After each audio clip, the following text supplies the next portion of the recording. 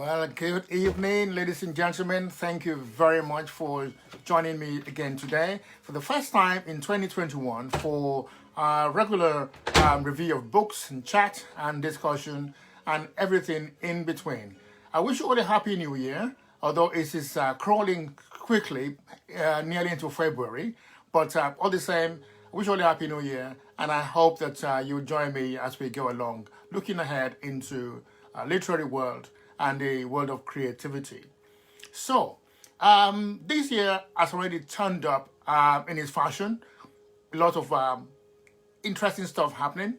Of course, the carryover from last year of the COVID-19 pandemic, which is still with us, and people around the world trying to make sense of the situation.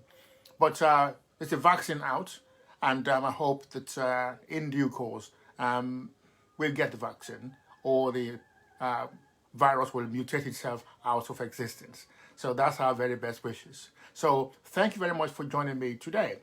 Now, as it's the fashion in a new year, we always try to start up on a new note and to refresh ourselves and re-energize ourselves as we try to make ourselves the best version of what we can be.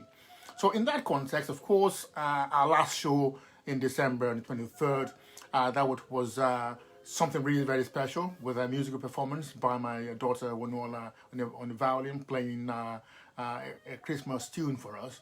But on this note, today, of course, very topical, the impeachment of President Trump yesterday by Congress, and the likelihood of a trial in the Senate in the coming months.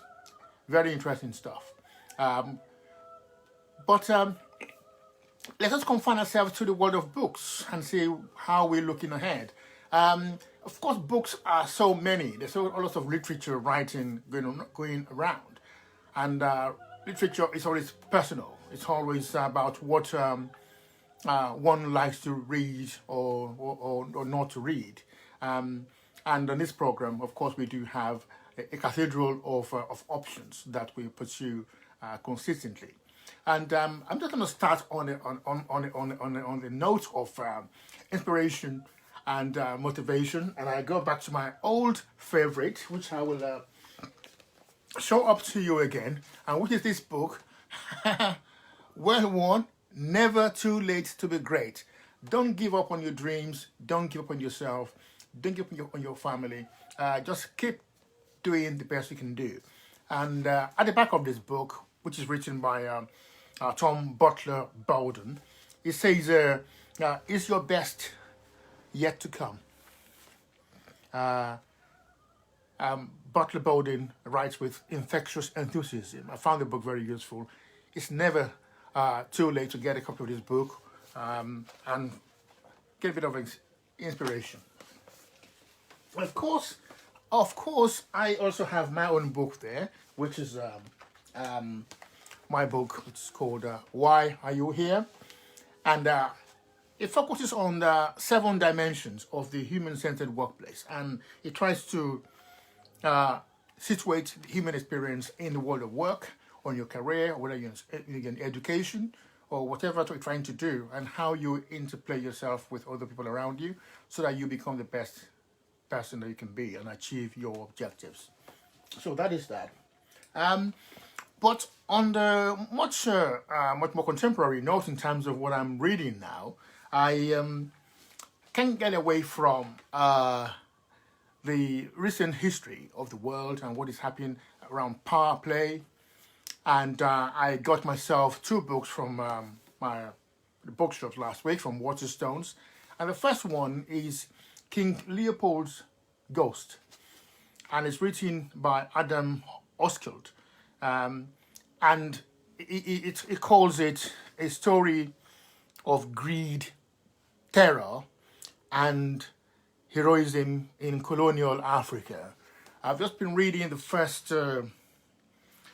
4 chapters, and it tells you about the mutation of individuals from what they were and into what they become, and it is the story of King Leopold of Belgium, who came from her being an awkward, not very well-regarded young man to become one of the most manipulative and most influential, and of course quite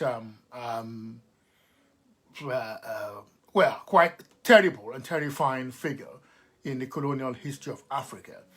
And I'm just going to read, for example, from page 40 of this book, where the writer says, if Leopold were a figure in fiction, his creator might, at this point in the story, introduce a foil, a minor character whose fate will sound an ominous warning about where dreams of empire can lead.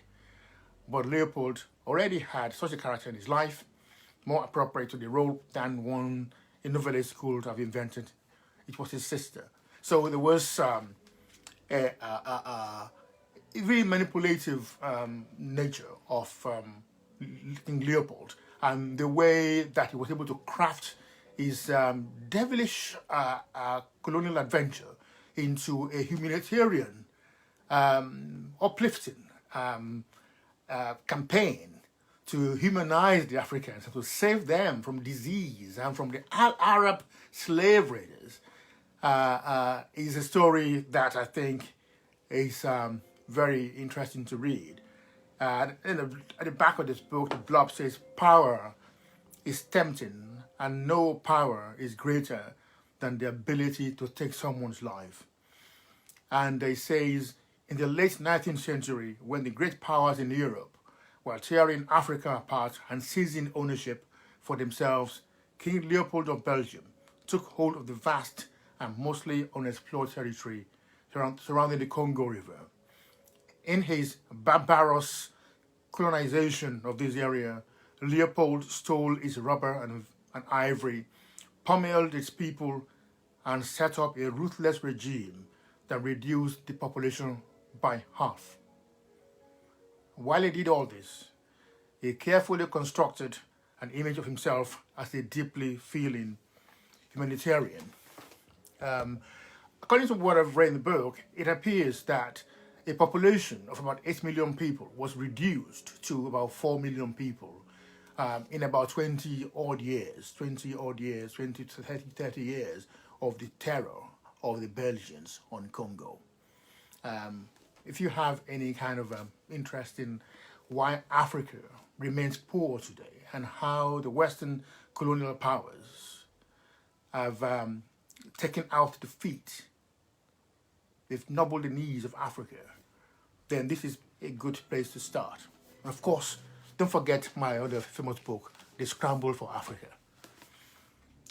On the same theme of considering how Africa, the richest continent on the planet, is the poorest. The countries in Africa are the ones without wealth, without what they call real prosperity. The people are mostly poor. And the region almost appears leaderless and rudderless in terms of taking its place on the planet. I have another book, which is called Empires in the Sun. Empires in the Sun is described, again, the struggle for the mastery of Africa by Lawrence James. And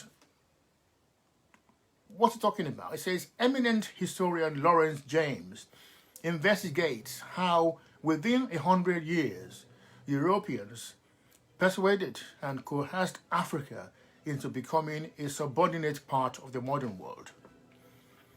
Between 1830 and 1945, Britain, France, Belgium, Germany, Portugal, and Italy exported their language, laws, culture, religions, scientific and technical knowledge, and economic systems to Africa.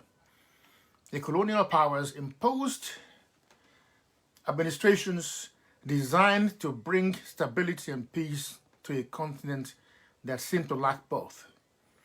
This magnificent history also pauses to ask, what did not happen and why? I'm still chewing through King Leopold's Ghost, so when I'm nearly done with that, I'll get on to Empires in the Sun, the struggle for the mastery of Africa. These are topical issues, and it's a challenge to people around the world to think about what we can do to make a difference. Now, I've got my great friend Adewale Adeniji. Thank you very much, Wale, for joining me for this auspicious first event of the year. I'm really feeling giddy as to how much fun we're going to have, and I'm looking forward to your contribution when we have the opportunity to do so. I'm going to be crafting up some engagements that are going to make sure that you get your views, you have your say on the program. So as we move on into the new year, and we're trying to tap into our minds and to engage other people, this first show of the year is just an opportunity to reconnect from where we stopped last year.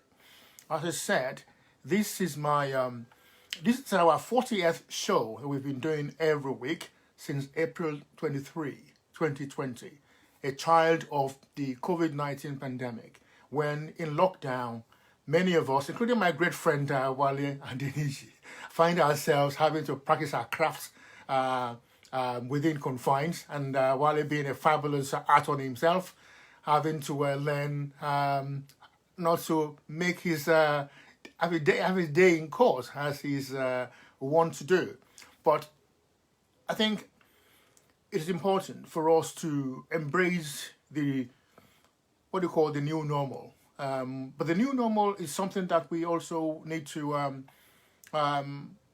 desire to change for the better, because of course, while it is good to sit behind the camera and engage with people, humanity thrives better with contact and engagement. And I'm hopeful and prayerful that the mutating COVID-19 virus will mutate itself out of existence, and even without a surplus of vaccines, that we will have a better time when we can meet in a hall somewhere nice, in a restaurant and a bar, or some nice alcove in a church or something, and have a one-to-one discussion and touch the books that we have shared.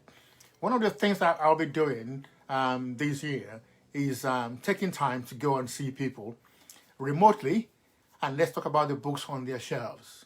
And I'm sure that it'll be an inexhaustible supply that we'll have from many of our friends and our guests. And we'll also be trying to see whether we can share some reading. So when we kind of start off in the next week or two, we'll be asking for people to drop in a title or two that they want to share with us. So in the background has been one of my favorite radio stations, BBC Radio 3. It's a really fabulous classical music station and a jazz music station when they have the time for jazz. And just been delighting me quietly. So let us take a pause today, and I will drop the books that I have on the page, and as we try to focus and refine what we do, I'm sure that we'll have so much more fun, and there'll be games to play, maybe even prizes to win. So let's see how it goes. So to all of you who have taken time out today, and those who have looking forward to joining me, I thank you very much, and I wish you the very best for the new year. And I'm praying that the next few weeks I'll be in someone's home talking about books rather than just on the camera. So to the best of it, let's see you again sometime next week. Thank you very much. Have a pleasant evening.